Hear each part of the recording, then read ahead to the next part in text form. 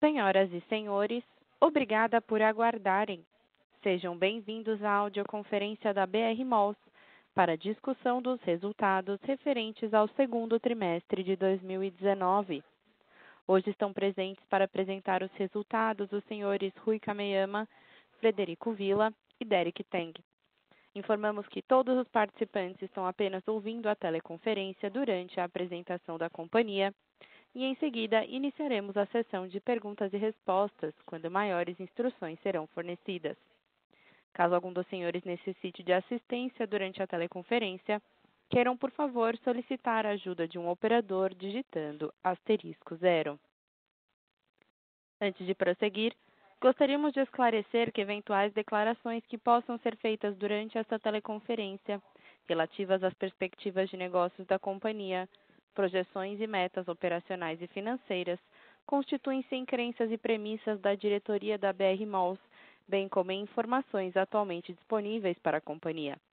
Considerações futuras não são garantias de desempenho, envolvem riscos, incertezas e premissas, pois se referem a eventos futuros e, portanto, dependem de circunstâncias que podem ou não ocorrer. Agora, gostaria de passar a palavra ao Sr. Rui Kameyama. Por favor, Sr. Rui Kameyama, pode prosseguir. Boa tarde a todos. Obrigado pela participação no nosso call de resultados do segundo trimestre de 2019. Faremos referência à apresentação disponibilizada no nosso site de relações com os investidores e depois abriremos para perguntas. Começando pelo slide número 3, destacamos aqui alguns aspectos da nossa recuperação operacional. Em termos de vendas totais, o portfólio apresentou um crescimento de 8,9% ou 9,8% quando excluímos o efeito do Shopping Sete Lagoas, que foi vendido no trimestre, contribuindo para a redução de 0,3% no custo de ocupação dos lojistas em relação ao ano passado.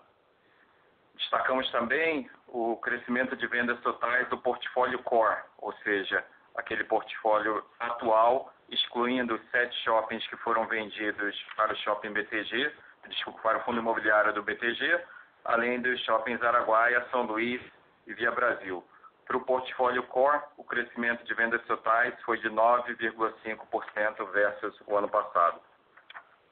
Em termos de vendas mesmas lojas, Same Store Sales, apresentamos um resultado de 4,6% no segundo trimestre, com destaque para o crescimento das lojas satélites de 6,6% e com destaque para as regiões Norte e Sul, que foram as regiões com maior crescimento dentro do nosso portfólio.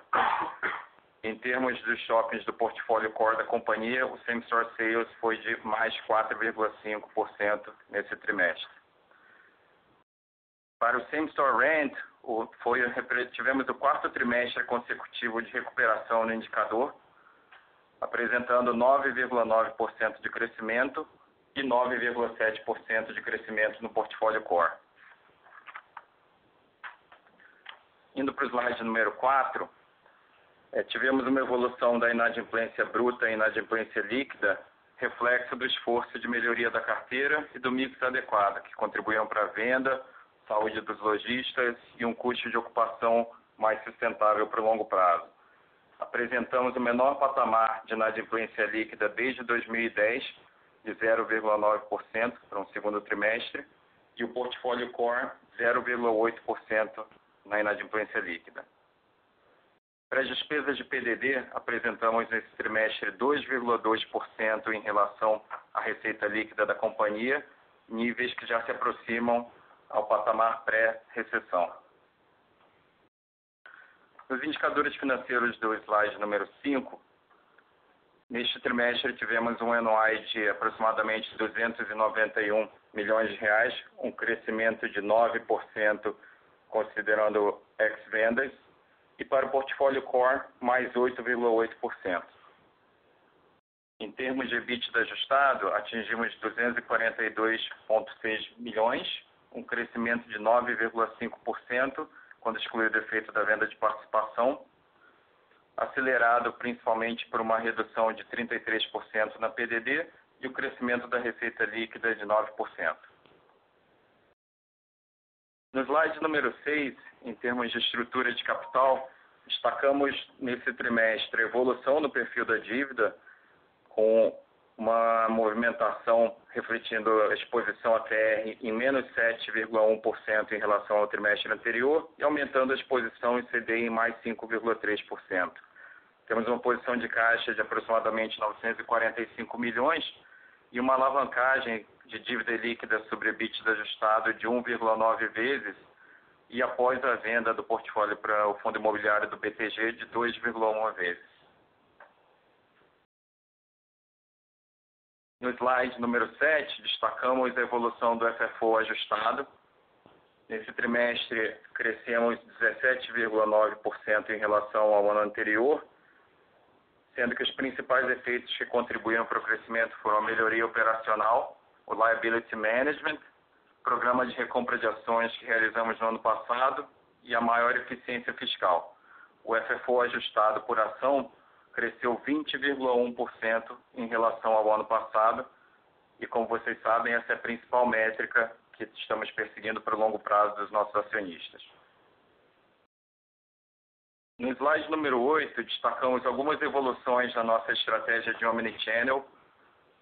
Temos um update sobre a evolução do Delivery Center, no qual a participação da BR Malls atingiu aproximadamente 38% após o ingresso da Multiplan na sociedade.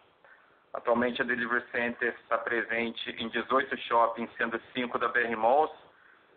E nesses 5 shoppings da BR Malls, realizamos, até julho, 300 mil pedidos entregues através da Delivery Center. No slide número 9, destacamos uma solução nova entre o Mercado Livre e a BR Malls, que viemos trabalhando já há mais de um ano, para disponibilizar para os usuários do Mercado Livre soluções same-day delivery através dos shoppings da BR Malls. Começamos com um projeto piloto no shopping Vila Lobos, no qual usuários do Vila Lobos ou do Mercado Livre, através do site e plataformas de Mercado Livre, conseguem realizar compras de produtos e de lojistas do shopping Vila Lobos. A solução está integrada no Delivery Center e trouxemos aqui nessa figura um exemplo do funcionamento dela. No lado esquerdo do gráfico, do slide, podemos ver aqui o que é um search quando usamos, por exemplo, a palavra vinho, onde temos aproximadamente 224 mil resultados.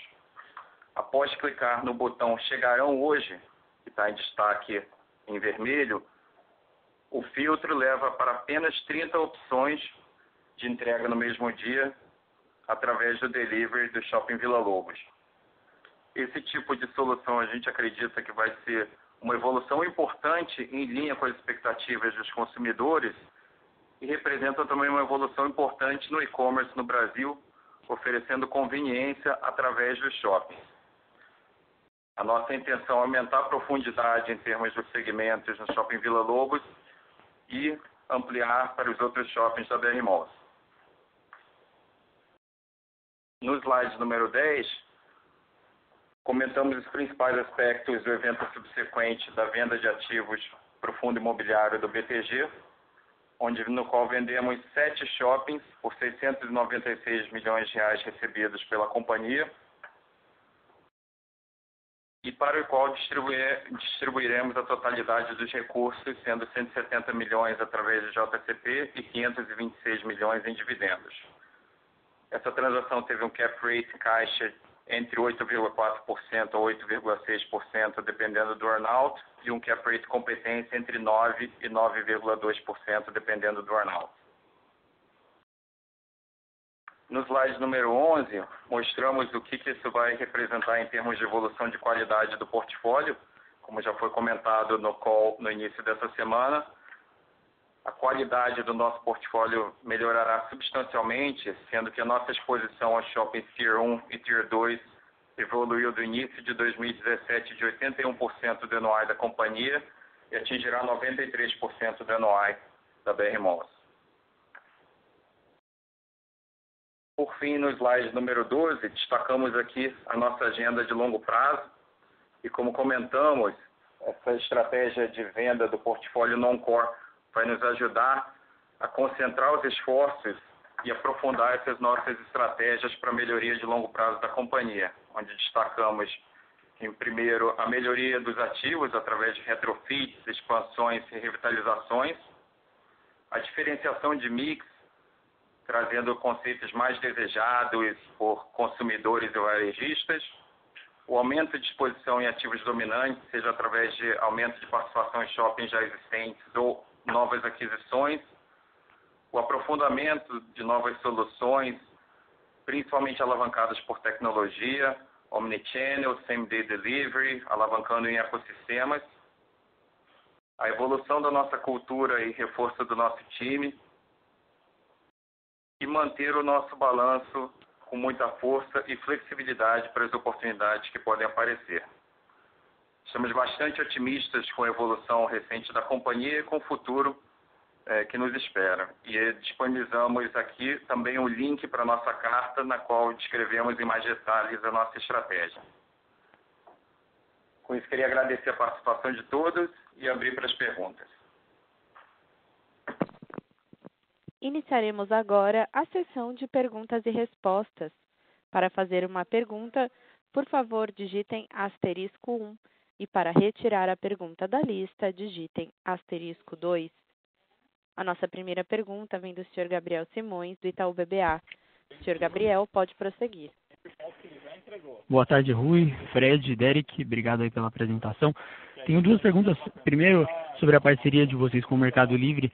Queria saber se podem dar mais alguns detalhes. Eu agradeço aí a explicação que o Rui já fez aí sobre a parceria. Queria saber, na verdade, quanto tempo vocês esperam que essa operação fique em teste aí no Shopping Vila Lobos e quanto tempo vocês esperam que vai levar para fazer o rollout aí para os demais shoppings da empresa. E a segunda pergunta que eu tenho é sobre a inadimplência. Então, a gente viu o nível de inadimplência cair aí para baixo de 1% no trimestre, melhorando bastante year over year, e além disso, a gente viu o turnover dos lojistas diminuindo também, né? Então, eu queria saber se vocês ainda veem muitas mudanças para acontecer no mix do portfólio da empresa, ou se isso já parece estar um pouco mais estável hoje. É isso do meu lado. Oi, Gabriel. Boa tarde, obrigado pelas perguntas. Sobre o Mercado Livre, a gente está desenvolvendo, como eu comentei, né, a gente está aprofundando em alguns outros segmentos. A gente começou com alguns segmentos para ir testando a ferramenta. A funcionalidade tem sido bastante interessante, o feedback dos lojistas e consumidores também.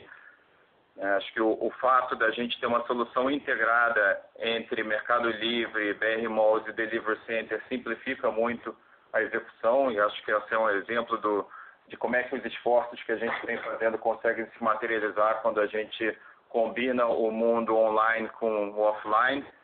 E como a gente já tinha comentado, a gente acredita muito na tese de marketplaces, tanto de marketplace próprio, mas de marketplaces de terceiros. E, naturalmente, o Mercado Livre atualmente é o principal marketplace no Brasil, e acho que vai ser muito forte essa combinação, trazendo benefícios para o Mercado Livre através da oferta de soluções de entrega no mesmo dia, mas também para os nossos lojistas que vão poder apurar um crescimento de vendas e um novo canal complementar. A gente não tem uma data específica de quanto tempo a gente vai ficar em rollout. Naturalmente, a gente precisa aperfeiçoar algumas coisas.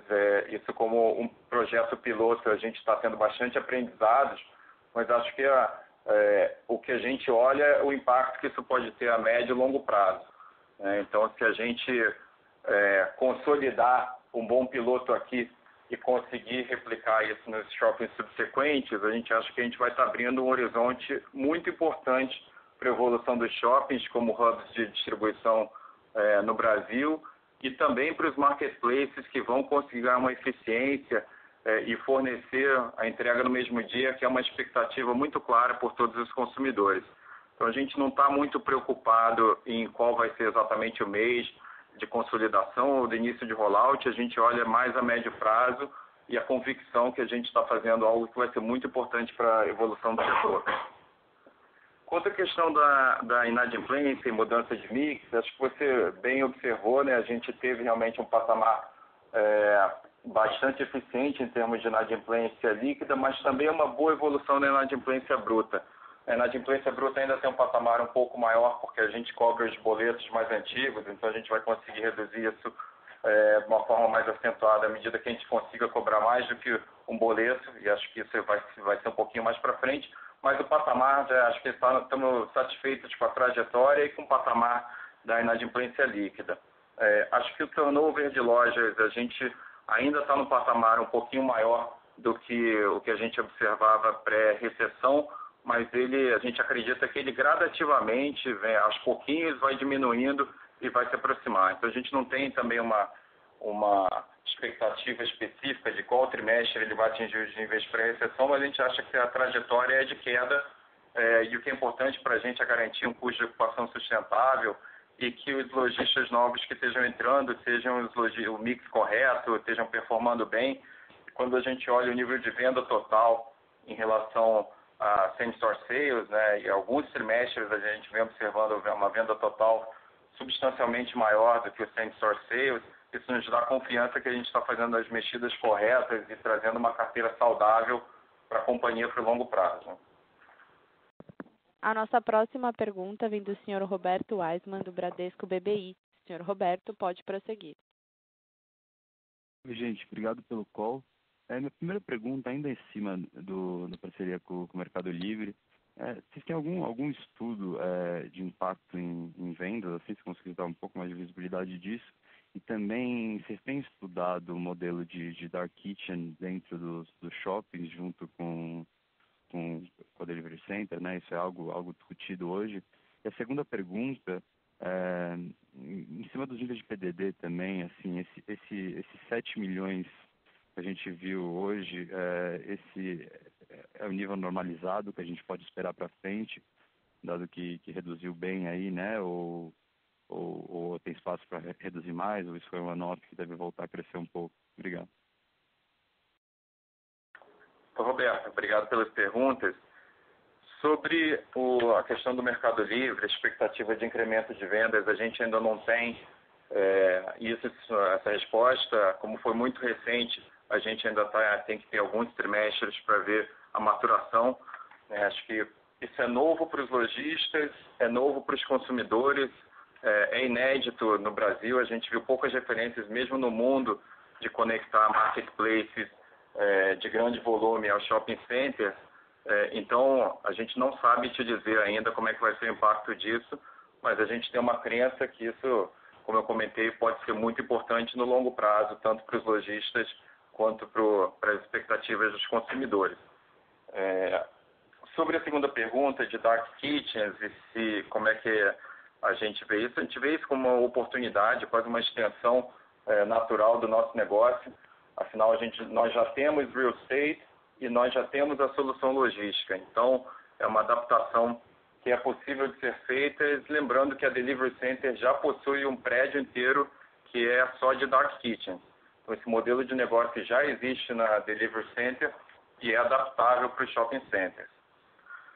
E a terceira pergunta sobre PDD, sobre o nível normalizado dela, a gente acredita que esse patamar que a gente apresentou no segundo TRI, de aproximadamente 7 milhões, é um patamar razoável para se esperar para frente, com pequenas flutuações, mas em termos de patamar é mais ou menos essa a nossa expectativa olhando para frente. Ótimo, muito claro. Obrigado, viu? Obrigado. A nossa próxima pergunta vem da senhora Nicole Inui, do Bank of America. A senhora Nicole, pode prosseguir. Obrigada, boa tarde, obrigada pelo call. Eu tenho duas perguntas. Primeiro, se você consegue entrar um pouquinho mais em detalhes sobre a Plaza Niterói, que está mostrando ainda que o NOI está caindo ano sobre ano. Acho que você explicou nas notas que realmente teve um aumento de ocupância, de vacância. Só para entender um pouquinho se é um caso específico, se vai continuar e quando você está esperando que esse shopping, seu maior shopping, começa a reportar o NOI positivo. E a segunda pergunta sobre os retrofits, então, se você consegue nos atualizar como que está indo os retrofits no shopping e se podemos esperar uma aceleração dos investimentos dado que vocês venderam 7 shoppings, sei que você pagou isso como dividendo, mas dado que você tem maior foco nesse business course, se a gente pode ver esse retrofit andando um pouquinho mais rápido daqui para frente. Então, isso. Obrigada. Oi, Nicole. Boa tarde. Obrigado pelas perguntas. Sobre o NOI do Plaza Niterói, não tem nada de muito especial. A gente teve uma pequena redução na taxa de ocupação nesse trimestre em relação ao ano anterior, que gerou uma perda de determinado volume de aluguel mínimo. Isso fundamentalmente foram algumas mexidas de mix. A gente teve algumas lojas que saíram e que a gente está levando um pouquinho mais de tempo até a entrada da loja nova, que é para a gente compor o mix ideal para o shopping. Então, é uma questão temporária, sem maiores preocupações. Acho que daqui a pouquinho a gente já vai ter isso nos patamares de run rate normais.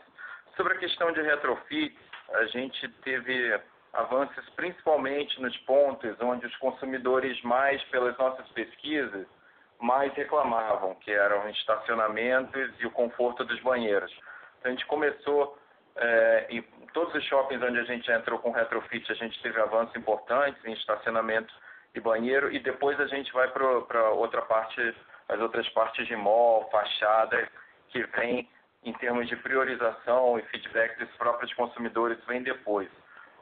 E entre os shoppings, onde a gente mais avançou até agora foi no Norte Shopping. Para esse segundo semestre, a gente espera ter uma aceleração em todos os shoppings e que isso se repita também um nível mais intenso, mais rápido no ano que vem. Tá ótimo. Muito obrigado. Obrigado, Nicole. A nossa próxima pergunta vem do Sr. Jorel Guilhot, do Morgan Stanley. Sr. Jorel, pode prosseguir. Boa tarde a todos. Eu tenho duas perguntas. Primeiro, sobre as soluções de omnichannel, sobre Delivery Center, Mercado Livre. Eu queria saber, essas plataformas têm ou vão ter acesso ao estoque das lojas nos shoppings? Quer dizer, eles vão saber que eles vão ter de estoque em real time? E a minha segunda pergunta, eu queria aprofundar um pouco mais sobre a performance dos shoppings que têm recebido bastante investimento recentemente, como Plaza Niterói, Vila Lobos, Tijuca. Então, a ideia é que já basicamente a troca lojistas ou investimentos grandes já ficou pronto e a gente deveria esperar uma aceleração em performance de NOI já para o ano próximo? É isso. Obrigado. Oi, Jorel. Obrigado pelas perguntas. Sobre a questão de omnichannel, a gente tem diferentes modelos de integração de estoque. Alguns são mais completos e outros mais simples. A gente não comenta em maiores detalhes, mas acho que o que é importante é começar, né? Como princípio, a gente começa em modelos mais simples e vai sofisticando o nível de integração. Mas a gente sabe que a informação de estoque é uma informação muito importante para que esse modelo funcione, principalmente para goods, e desenvolvemos algumas soluções nesse sentido. Sobre a questão da performance dos shoppings, a gente tem uma questão, naturalmente, da velocidade dos retrofits, que isso acaba trazendo impacto positivo para as vendas de longo prazo e, por consequência, para o NOI de longo prazo. E tem algumas questões ainda mais específicas, né? Quando a gente pensa aqui no portfólio do Rio de Janeiro, de Plaza, Tijuca e Norte Shopping, como vocês sabem, a gente tem um mercado que é um pouco mais desafiador do que o resto do Brasil. Ele tem mostrado sinais de melhoras, até as vendas nesse trimestre, tanto no Tijuca, Norte Shopping, já mostraram uma evolução, mas a gente acredita bastante que ao longo dos próximos trimestres eles gradativamente vão voltar, tanto em termos de venda quanto em termos de NOI. É difícil a gente precisar exatamente o trimestre, mas seja pela recuperação do estado do Rio de Janeiro ou pelos impactos positivos que os retrofits vão trazer, a gente está bastante confiante na melhora a médio e longo prazo desses ativos. A mesma coisa para o Vila Lobos, como vocês sabem, a gente teve um evento específico lá, que foi o impacto causado pelo fechamento do viaduto na Marginal Pinheiros, mas o viaduto foi já liberado novamente, então a gente acredita que isso foi um evento one-off e que naturalmente vai voltar. Teve um impacto que a gente precisou conceder um pouco de descontos para alguns lojistas específicos, mas isso foi uma questão temporária que rapidamente volta ao patamar anterior e a partir daí o shopping vai melhorando de acordo com a melhoria da performance de venda dos lojistas. E é um shopping que também está recebendo os investimentos, então a médio e longo prazo a gente acredita bastante em mudar o patamar do shopping. Obrigado. Obrigado, Jorel.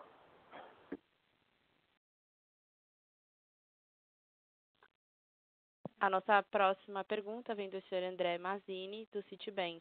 Sr. André, pode prosseguir.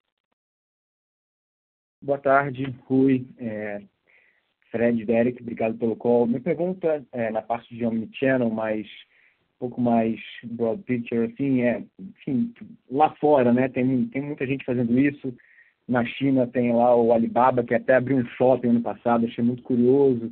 No mundo ocidental, a Amazon com o Whole Foods e o Écio com várias iniciativas. Então a pergunta é, faz sentido olhar para as experiências lá de fora, que eu acho que vocês estão olhando também, e tentar replicar alguma coisa que deu certo lá fora aqui? Ou o Brasil é muito diferente, dado imposto, logística, etc., que tem que ser uma solução tropical de fato? E o que vocês veem lá fora que vocês acham que faria sentido replicar, ou que vocês poderiam abrir nesse sentido? Essa é a primeira parte da pergunta.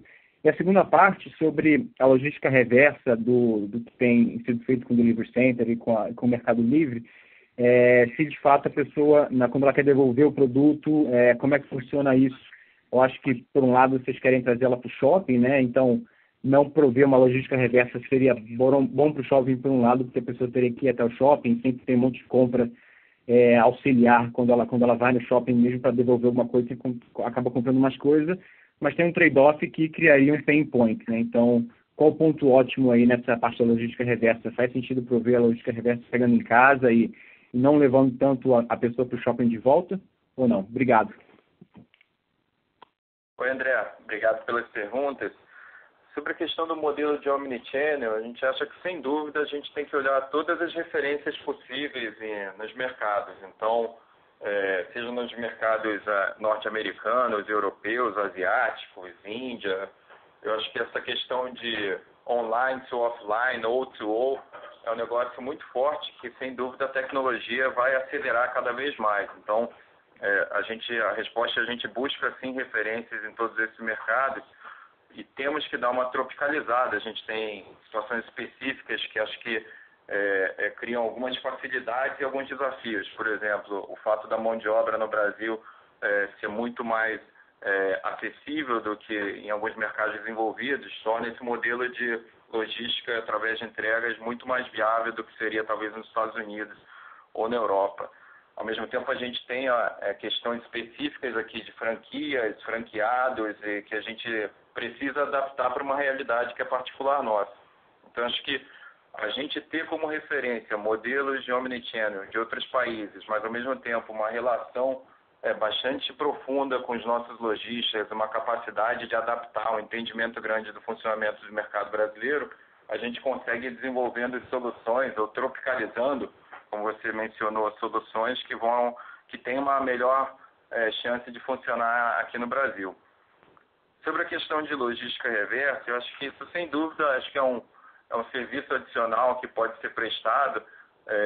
Afinal, a gente tendo já a malha last mile ou first mile funcionando no entorno do shopping, é quase uma evolução natural da solução para que isso também consiga resolver para o consumidor mais esse pain point que existe.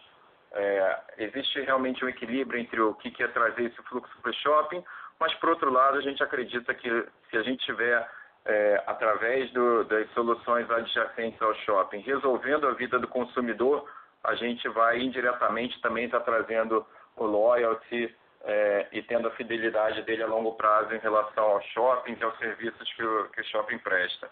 Então, a gente hoje não é uma prioridade, acho que a gente tem outros desafios ainda pela frente, mas no roadmap, olhando para frente, é possível sim começar a evoluir isso para a logística reversa. Perfeito. Obrigado, Rico. Obrigado, André. A nossa próxima pergunta vem do Sr. Luiz Stacchini, da Credit Suisse. Senhor Luiz, pode prosseguir. Boa tarde, Rui. Boa tarde, Fred. Obrigado pelas perguntas. Tenho também duas perguntas aqui. Primeira, um pouco mais relacionado à visão de vocês a respeito, enfim, do mercado de varejo como um todo. Como vocês estão enxergando aí apetite do lojista, passado já esses meses um pouco mais turbulentos, agora que a gente já tem, assim, o cenário político um pouco, talvez, mais definido com reforma de previdência e tudo mais. Como vocês estão enxergando esse apetite crescendo, se é que está crescendo, e se vocês já começam a enxergar na ponta parâmetros de comercialização talvez um pouco mais vantajosos, mais favoráveis do que o que vocês vinham efetuando talvez aí há um ano atrás, eventualmente também vocês já estão enxergando algum tipo de interesse de lojistas diferentes, lojistas internacionais. Se pudessem comentar um pouco esse respeito, seria bastante interessante. E um segundo ponto que tem chamado a atenção, agora que vocês abriram também o ativo aí de todo o portfólio core, né? Tem chamado a atenção que assim, o crescimento de vendas e mesmo de NOI, assim, você percebe que o grupo dos top 10, a exceção ali do Moca, talvez, que está performando super bem, assim, os top 10 não tem sido os outperformers, né? Tem visto aí talvez esse grupo do meio aí de ativos que vocês consideram core crescendo bastante mais. Se vocês pudessem eventualmente dar uma cor, vocês enxergam talvez um custo de ocupação mais confortável em algum grupo, em algum cluster de ativos aí desse grupo core, onde vocês acham que grupo deve talvez liderar essa recuperação de NOI aí, se vocês enxergam algum tipo de padrão aí nesse grupo de ativos core de vocês aí. Obrigado. Oi, Luiz. Obrigado pelas perguntas. Sobre a questão de como é que a gente está enxergando o cenário do varejista, o apetite deles nesse ambiente, sem dúvida a gente vê uma evolução. Acho que principalmente a partir do momento que ficou mais claro que a reforma da Previdência e a pauta em andar no Congresso, eu acho que todo mundo que estava com os motores em aquecimento deram uma acelerada, e o que a gente vê hoje nas nossas conversas é um nível de interesse bem maior do que a gente vinha observando alguns meses atrás. Eu acho que todo mundo enxerga que a trajetória é de recuperação, ao mesmo tempo a falta de certeza limitava um pouco os investimentos, e agora a gente vê esses planos sendo destravados e a tendência é da gente ter um volume de negócios bastante favorável nos próximos meses, tudo sendo mais confirmado, né? Como é que a gente enxerga o impacto disso para a gente, né? A gente está partindo hoje de um portfólio core com uma taxa de ocupação de praticamente 97%, né? A gente está com 96,9% no fechamento do segundo TRI. Então é um nível de ocupação bastante favorável, o que tem ajudado também a gente na trajetória de recuperação de leasing spreads. Como vocês sabem, esse foi um indicador que a gente sofreu bastante durante a recessão e a gente vem gradativamente recuperando. E a boa notícia é que nesse segundo TRI que passou, a gente já conseguiu nivelar ele, né? A gente saiu do patamar negativo, ou seja, uma evolução importante que durante a recessão teve um impacto bastante relevante para a gente, mas agora nesse segundo TRI a gente neutralizou o nível de leasing spread do nosso portfólio. Sobre a questão de como é que a gente vê a evolução de NOI, né? Realmente nesse segundo TRI a gente teve uma performance muito forte nos shoppings, em alguns shoppings, como você mencionou, no Moca, Campo Grande, Jardim Sul, Maringá, Piracicaba, Goiânia. Então, esses foram shoppings que ajudaram bastante a puxar o crescimento da companhia. Agora, não tem nada muito específico em relação a eles. Acho que aqui é a consistência do trabalho que vem sendo feito em termos de qualificação de mix e buscar otimização das outras oportunidades de receita, seja de mídia, de quiosques. Teve naturalmente a recuperação de tráfego nesse segundo trimestre, que ajudou também a receita de estacionamento, mas a gente acha que isso é uma das características positivas do portfólio da BR Malls. A gente tem alguns shoppings mais maduros ou em determinadas regiões que podem ter conjunturalmente alguma nível de de crescimento menos acelerado. Em compensação, a gente tem exposição a outras regiões, sejam de interior ou determinadas capitais que estão se beneficiando de um momento econômico mais favorável. Então a gente olha, é claro que a gente olha e na granularidade os nossos times estão localmente tentando fazer o que é o mais correto para criar valor a longo prazo para os nossos ativos, mas eu acho que de uma forma consolidada a gente tem visto uma consistência e está satisfeito com a evolução do crescimento ao longo dos últimos trimestres. Tá certo, obrigado. Se me permitir só um follow-up com relação a esse ponto que você comentou do leasing spread, então assumindo esse leasing spread talvez aí zero ou marginalmente positivo olhando para frente, então assim, olhando para o segundo semestre já faz sentido enxergar talvez aí a receita de aluguel crescendo em linha com efeito de IGP ou mais. Então é mais ou menos essa leitura que faz sentido ter essa leitura. Luiz, eu acho que gradativamente a gente vai ver, a gente espera uma recuperação do crescimento da receita de aluguel mínimo. Quando você olhar ao longo desses últimos trimestres, essa receita vem recuperando território e naturalmente para a gente, a expectativa que a gente tem para frente é uma combinação de vários fatores, né? A gente tem aqui a questão de leasing spread, que puxava a gente para trás e a gente espera que deixe de puxar e que gradativamente a gente vem batendo muito nessa tecla, né, que quando a gente olha as perspectivas de supply and demand, ou oferta e demanda para os próximos anos, isso tende a ser favorável para a gente e ajudar a gente em termos de pricing e leasing spread. Tem a questão de redução de descontos, que sempre ainda tem um espaço para ser otimizado mesmo dentro do portfólio core. Tem a questão de aluguel percentual e tem a questão de inflação.